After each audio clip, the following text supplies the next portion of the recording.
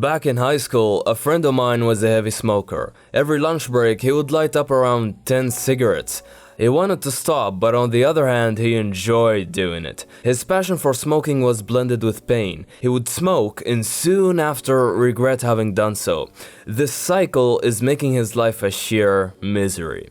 One day, however, I came up with an idea. To restrain himself from smoking, he had to find a solid reason.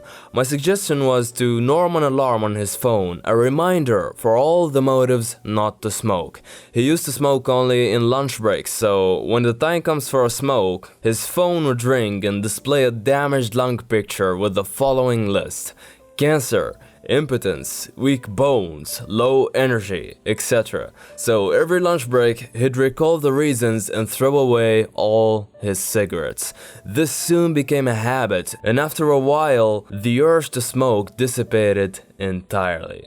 The main concept here is to start with why. People won't do anything for you or themselves unless they have a concrete reason to. This incentive could be a negative or a positive motivator. Negative motivation entails using other people's fear to your advantage, not in a manipulative way, but to help them out. In my friend's case, he stopped smoking simply because he was reminded of all the horrible things that could happen to him, over and over. A smoker lives for instant gratification. Their focus is narrowed on the pleasures of the moment, overlooking the consequences thereof. And by depicting a clear picture in their minds of all the future detrimental outcomes, they will stop and reconsider.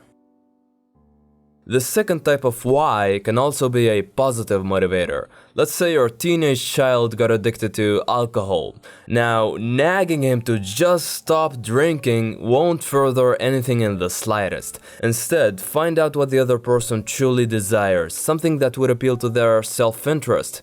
If he's a musician, for instance, maybe you could pursue the person or get around him by fulfilling one of their needs. Now, this is a mere example. The concept pertains in any situation. You just have to find out something they really cherish and work your way from there. Here's a cool trick before we move on. You could combine negative and positive motives, hence the person will have something to anticipate and something to fear. This creates an astounding burst of motivation.